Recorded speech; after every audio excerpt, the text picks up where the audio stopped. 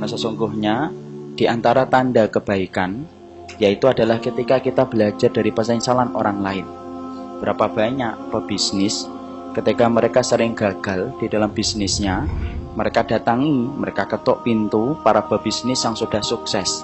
Mereka bertanya, apa perkara yang harus dihindari ketika bisnis yang dulu mereka dapatkan ketika mereka masih merintis bisnis. Ternyata di situ kita akan belajar bahwasanya penyesalan yang pernah dilewati oleh manusia menjadi tanda kebaikan kita ketika kita belajar dari penyesalan orang lain. Kalau kita orang mukmin, maka sesungguhnya belajarlah satu, penyesalan orang lain ketika mereka dulu berkubang ke dalam dosa dan maksiat, di mana dosa itu menyebabkan dia resah hidupnya. Kita belajar supaya kita tidak mendekat kepada dosa itu.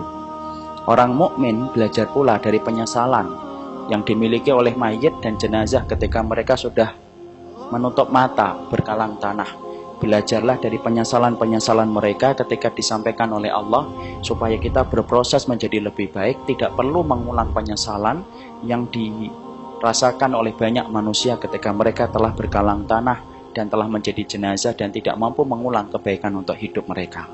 Orang yang baik bukan semata-mata orang yang melakukan ketaatan, tapi orang yang baik adalah orang yang belajar mengerti tentang keburukan dan penyesalan supaya kita tidak menyesal dari apa yang disesali oleh orang-orang yang hari ini sudah menghadap kepada Rabb-Nya. Oleh karenanya kita akan lanjutkan. Kemarin kita telah membahas bahwasanya di antara perkara yang diimpi-impikan oleh si mayit ketika mereka baru meninggal dunia. Kalau dia adalah orang yang beriman, maka dia bersegera ingin supaya dipertemukan dengan alam barzah. Kenapa? Karena dia faham bahwasanya apa yang telah dia kerjakan di dalam hidup telah mendapatkan kabar gembira dari Allah. Insya Allah ya, orang yang paling takut kepada Allah sampai banyak beramal menjadi orang yang paling tenang hidupnya. Makanya kemarin saya sampaikan ketika khutbah sholat gerhana, banyak-banyaklah takut kepada Allah di dunia. Karena orang yang paling banyak takutnya kepada Allah di dunia menjadi orang yang tenang ketika dia menghadap kepada Allah. Bahkan ketika dia baru menutup mata, dia sudah bisa mengatakan kepada para pemikul jenazahnya, Qaddimuni, qaddimuni, tolong dong, cepat segerakan aku supaya aku bertemu dengan liang lahatku. Itu orang yang beriman. Jadi Masya Allah, sebagaimana perumpamaan siswa yang belajarnya tekun, rajin.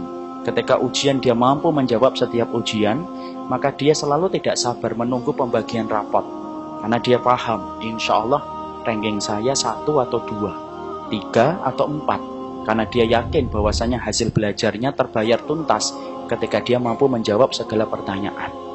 Itulah yang dirasakan orang mukmin, bahwasanya orang mukmin apabila mereka baru meninggal dunia, apakah bisa merasakan kenikmatan Ustaz? Walaupun hisabnya belum ditegakkan, bisa merasakan kenikmatan itu.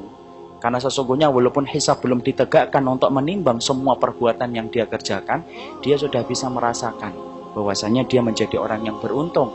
Hingga dia berkata, Qaddimuni, qaddimuni, ya Allah, segerakan cepat. Jangan lelet kalian membawaku supaya aku cepat bertemu dengan liang lahatku, mendapatkan apa yang dijanjikan oleh Allah. Perhatikan kalau orang tidak salih, ketika dia tidak takut kepada Allah, melabrak semua dosa dan kemaksiatan yang dikerjakan di dalam hidup. Orang yang tidak pernah takut kepada Allah di dunia menjadi orang yang paling ketakutan di padang mahsyar. Sampai ketika dia baru menutup mata dibawa untuk ke liang lahatnya. Perhatikan kata Rasulullah dalam riwayat Muslim, idza kana ghairu shalihatin.